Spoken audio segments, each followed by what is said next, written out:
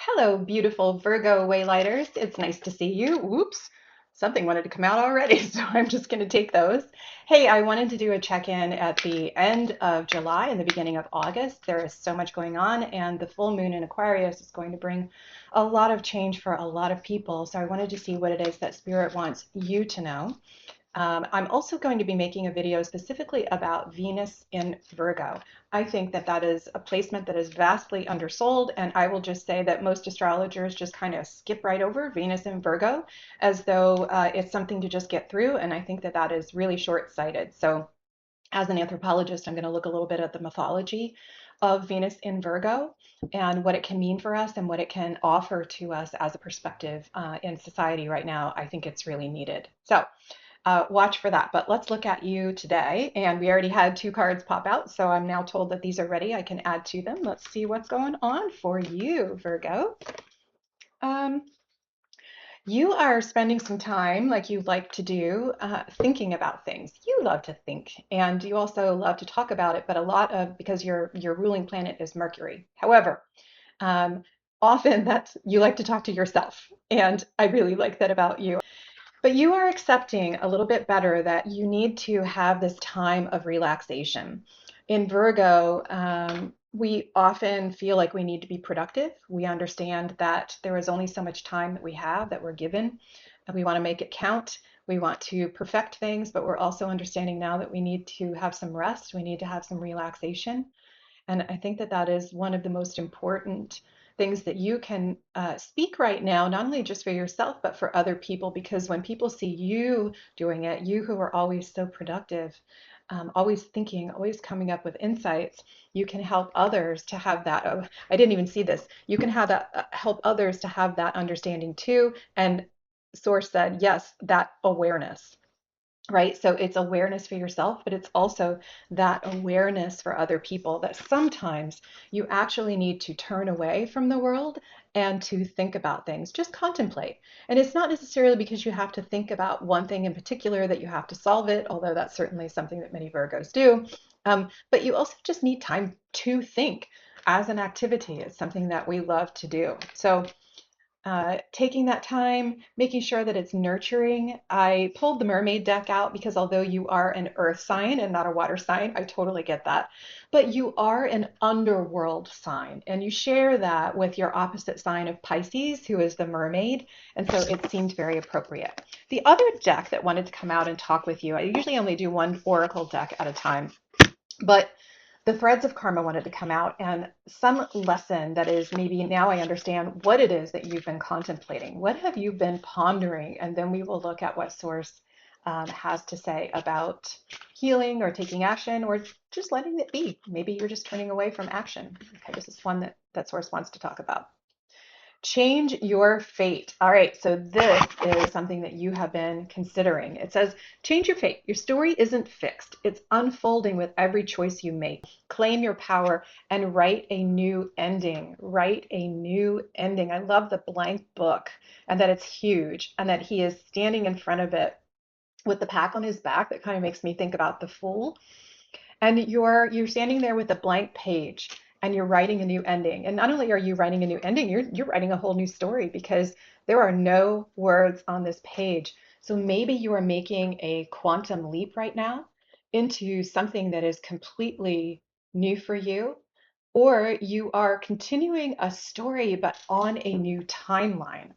You are jumping into new circumstances, into new context with new people. So let's see what it is that the tarot can share perspective with us about. That was an odd sentence, but let's see what's going to come through the tarot cards. How's that instead? All right, so Spirit, what would you have us know, please? Please come through and talk with us about this conversation that we're having in our head, this contemplation that we're doing about how to jump onto a new timeline or into a new story or just to start it. Really kind of non sequitur, meaning like we don't have to close everything off in our existing conversation. This is what I'm seeing. It's not like you're coming to a crossroads where you have a path to choose among others.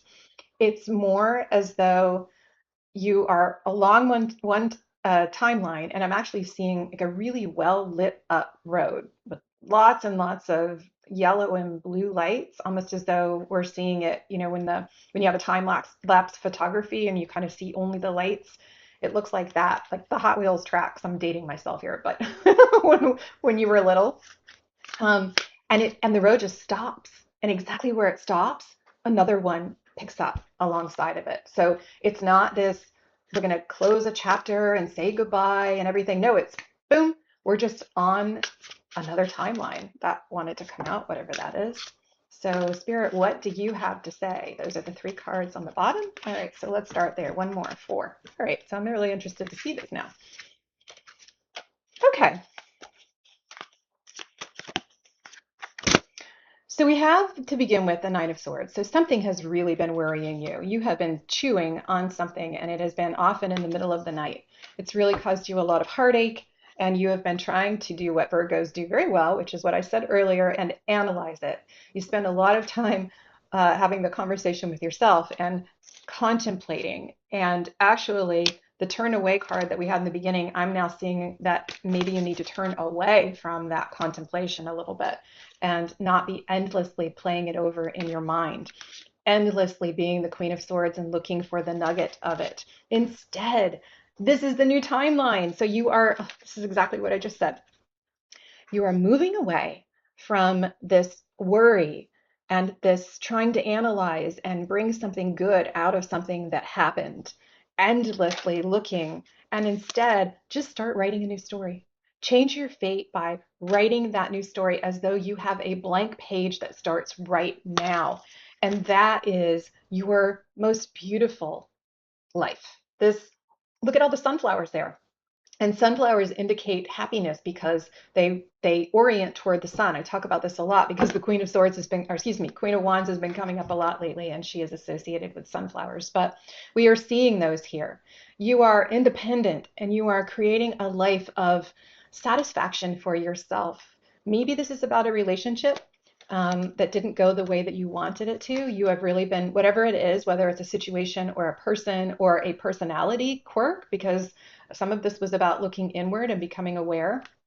But you have been figuring out how to transmute this, how to turn it into gold. This is Archangel Gabriel who is overseeing this transmutation. So, how is it that you can take it from this tower moment of lightning striking into this happiness out in the sun? And I just want to be clear that shadow is not negative inherently. Yes, there is a dark night of the soul, but there is also a gentler experience of it. So, but this transmutation has been from this kind of night, of this nightmare, into something that is happier. So you are undergoing this transmutation and you are figuring out, I love this, the Knight of Pentacles.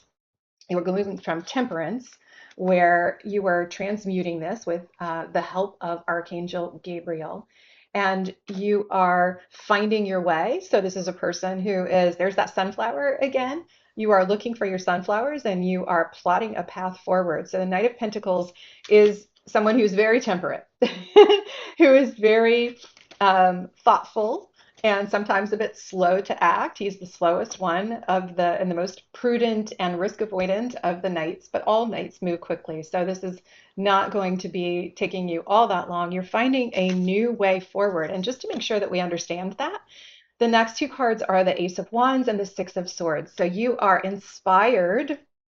You are inspired to move forward. And I would actually say, and I love this, waylighting comes from, it's my take on wayfaring. It is about those of us on the spiritual path or some path that is meant to help others. We are lighting the way for ourselves and for others. We are writing that story that we saw with that blank slate. And this reminds me of kind of a wayfaring of how can I plot out a path to my happiness. And in doing so, I light the way for others. And that inspiration that we see with the Ace of Wands here, if I can do this in reverse, the Ace of Wands is moving us forward, which is the Six of Swords. We are traveling to calmer waters. So you start with this nightmare, you move through, you move through transmuting your experience of a nightmare into this beautiful life that you are creating. You find your way you are inspired to move on to calmer waters. And you're doing this very independently. So, is there any clarification that you want to offer us, Spirit, maybe around this independence? Virgos are very independent anyway. As I said, we like to have conversations with ourselves as much as anything. um, but is there anyone else that we should be considering, or is there anything else that you would like to clarify for us, Spirit? Yes. All right, this Page of Wands. This is inspiration and putting it into practice. So where we had the Ace of Wands, we now have the Page of Wands. You're being asked to follow this inspiration, whatever this inspiration is that has put you on a new path, that has helped you transmute night into day, that has brought forward this vision of a new life that you are creating for yourself. Maybe this is an entrepreneurial business. Maybe this is a new talent that you have. Whatever that is, you are being asked to put some effort into it. So you're being asked to be a student of it.